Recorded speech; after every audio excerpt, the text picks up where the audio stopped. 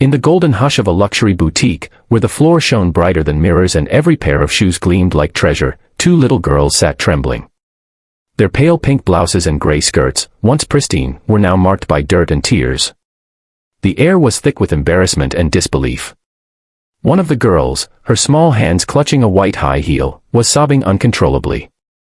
The other, quieter but just as shaken, stared blankly at the floor where a small trail of mud stained the spotless tiles. Above them stood the store manager, impeccably dressed, sharp as glass, and cold as stone. "If you made it dirty," she snapped, "then clean it. Use your tongue if you have to.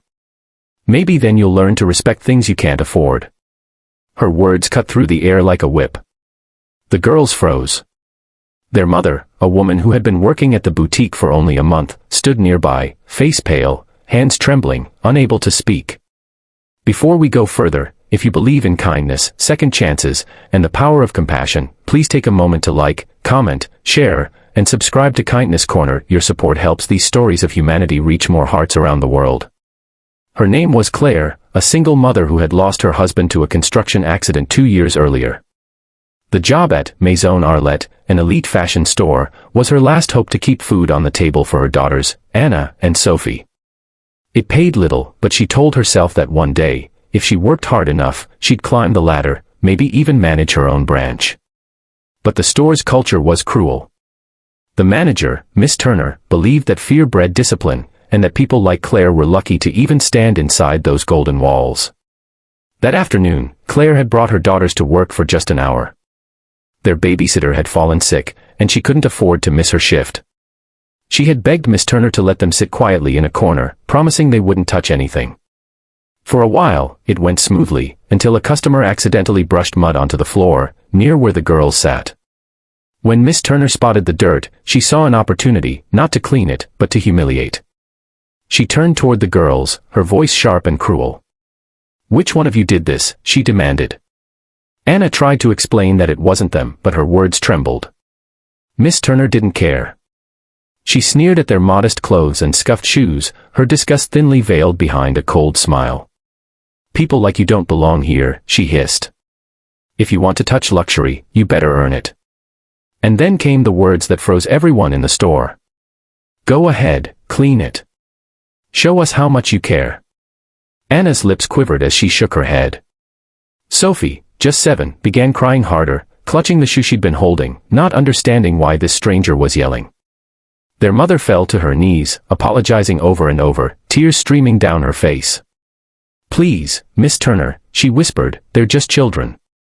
But Miss Turner's pride wouldn't let go. She leaned closer and muttered again, her tone dripping with venom.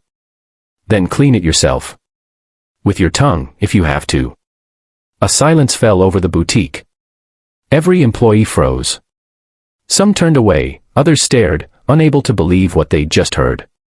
And then, from the far end of the store, came the sound of footsteps, measured, confident, calm. A man in a navy blue suit, tall and distinguished, approached the scene. His name was Mr. Adrian Cole, known to the staff only as the Quiet Investor. No one realized he was the owner of the entire luxury chain. He had come in unannounced that morning to inspect the atmosphere of his stores, how employees treated customers and each other. What he found instead was a moment that shattered his heart. He had seen many forms of arrogance in business, but never this. The sight of 2 little girls crying on a marble floor while a manager mocked them was too much. He paused, took in the scene, and for a few seconds, no one breathed. Then, he stepped forward and spoke softly, yet with the kind of authority that silenced the world. "Miss Turner," he said, "did I just hear you tell a child to clean the floor with her tongue?" Miss Turner froze. Her confident mask crumbled instantly. "Yes, sir, it was a misunderstanding," she stammered. They caused a mess and, enough," he interrupted, his voice trembling, not with anger, but sorrow. He looked at the girls, then at their mother, who stood shaking beside them. "Ma'am," he said gently, "please stand. You don't have to kneel in my store." Claire hesitated, still in shock, but the warmth in his tone gave her strength. She stood, clutching her daughters to her chest. Adrian turned back to the manager. "You've humiliated a mother in front of her children," he said, his voice low. "You've taught cruelty instead of grace. You've forgotten that the worth of a brand means nothing if it costs someone their dignity. Tears welled up in his eyes as he spoke. He knelt down beside the girls, offering his handkerchief to wipe their faces. You didn't do anything wrong, he told them softly. And you'll never be treated like that again.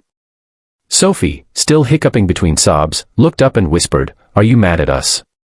He smiled sadly. No, sweetheart. I'm mad at the world for forgetting kindness. Then, to everyone's shock, he took the dirty shoe from her hands, walked to the nearest counter, and dropped it there. No shoe, no matter how expensive, is worth more than a child's tears. He turned to the entire staff. Everyone, remember this day, he said firmly. Because this store, this company, will stand for respect and compassion, or it will stand for nothing. He then looked back at Miss Turner. You're relieved of your duties. Effective immediately. She stood frozen, speechless, as he motioned for security to escort her out. The silence that followed was heavy, but it wasn't awkward, it was cleansing. Something in the air shifted. For the first time, Claire felt seen, not as a struggling mother, but as a human being who deserved respect. Adrian asked for her full story, and as she spoke, hesitant at first, then with growing emotion, he realized just how much she'd endured. Raising 2 girls alone, juggling bills, skipping meals so her children could eat. By the time she finished, tears streamed down his face openly. You shouldn't have to suffer like this, he said softly. From this moment on, you'll never have to again. He offered her a new role, assistant store manager, with full benefits and a salary that would change her life. Claire's knees nearly gave way. Sir, I don't know how to thank you, she whispered. He smiled gently. Just raise them to be as kind as you are.